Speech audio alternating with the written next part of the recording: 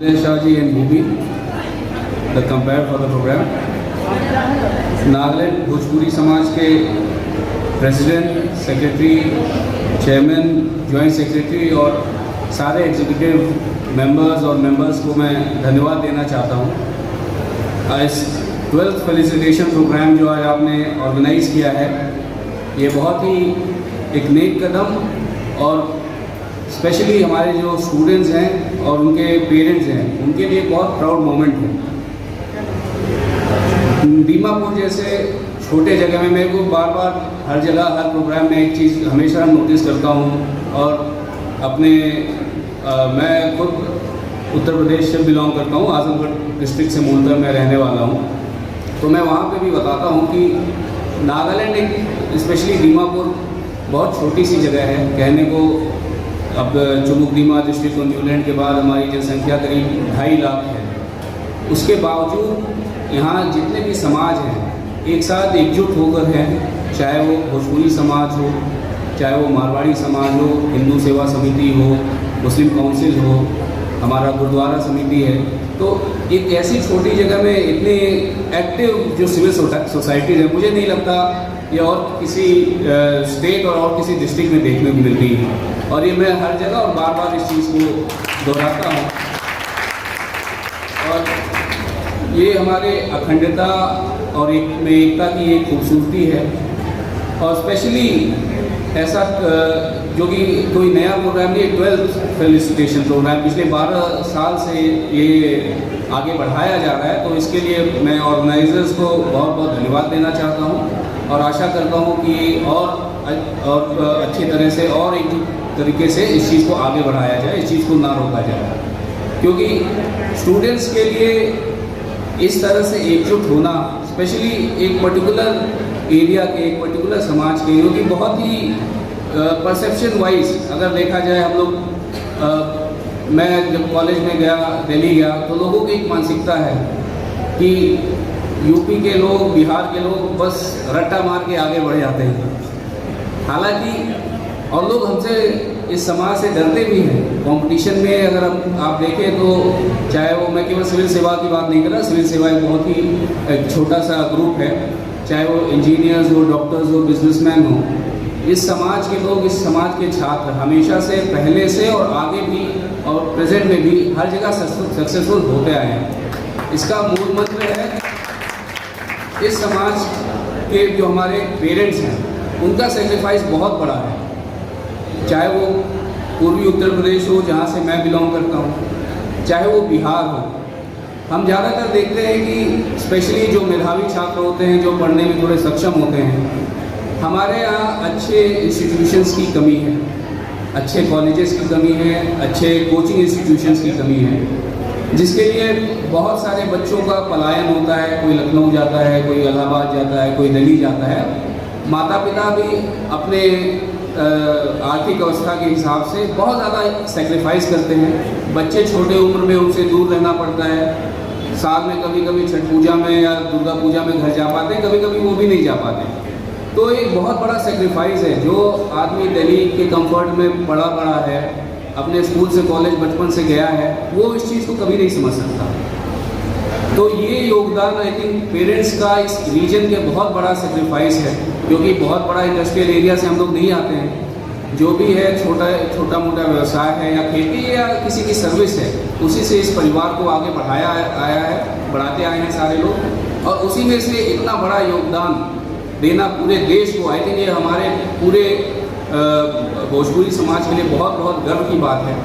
और I think ऊपर भी, चाहे वो गवर्नमेंट सर्विस हो या कोई भी ऐसी फील्ड हो, लोग इस चीज़ को आज के डेट में एक्सेप्ट करते हैं और इस चीज़ के योगदान को समझते भी हैं। केवल हमारे देश की प्रगति के लिए नहीं, भोजपुरी समाज से आप सबको पता होगा कि द्वितीय विश्व युद्ध के आसपास और उसके बाद भी जब हमारा देश आज़ाद हुआ, और उससे पहले बहुत सारे लोग अंग्रेज सरकार द्वारा भी कई जगह स्थापित कराए गए, जो कि मुठिया मजदूर के टाइप में ले गए थे। लेकिन चाहे आप कैरिबियन आइलैंड्स देख लें, चाहे आप साउथ अमेरिकन में कुछ छोटे आइलैंड्स देख लें, वहाँ पे जहाँ पे ये लोग गए, अपने दृढ़ निश्चय और मेहनत से अपने आप को स्थापित किया।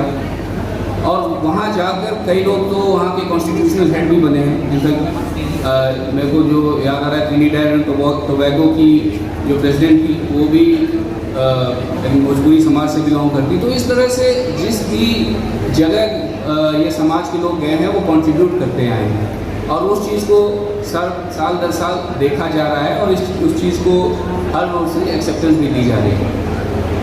स्पेशली आज का दिन बहुत अहमियत रखता है इन बच्चों के लिए जो कि अपने इनका मेरे ख्याल से एक फर्स्ट जिस चीज़ में ये लोग अचीवमेंट फील करते हैं कि यस मैंने अपने स्टेचर पे अपने रैंक्स के साथ अपने नंबर्स के साथ अपने माता पिता को बहुत ही गर्वान्वित महसूस कराया है। उसके साथ साथ आई थिंक जैसा आगे की प्रेसिडेंट साहब ने भी बताया कि एक स्टेपिंग स्टोन है, यहीं पे चीज़ समाप्त नहीं होती है। ऑफकोर्स एक कहावत है live for the moment live by the moment, तो इस अपनी सफलता को आप लोग भी भरपूर इंजॉय करिए, लेकिन इसके साथ साथ चैलेंजेस और भी हैं। और मैं सबको ये कहना चाहता हूँ स्टूडेंट्स को भी और पेरेंट्स को भी, आज की डेट में वो ज़माना गया कि यूपी बिहार के लोग केवल तो यूपीएससी की परीक्षा देंगे, संघ और बाकी पीसीएस की परीक्षा देंगे, वो सब बहुत छोटी चीज़ें हो गई हैं। आई थिंक गवर्नमेंट सर्विस है, आज भी रिस्पेक्टेड सर्विस है, लेकिन केवल वहीं तक सीमित नहीं है। आजकल इतने अच्छे टैलेंटेड बच्चे हैं जिनका मे भी वो 12th में 50% नंबर लाए हों, लेकिन वो अपने क्रिएटिविटी के द्वारा आज समाज में और अपने लिए इकोनॉमिकली और सोशली बहुत अच्छा नाम वो आज की डेट में कर पाए हैं। उसके लिए सबसे ज़रूरी है पेरेंट्स का सहयोग।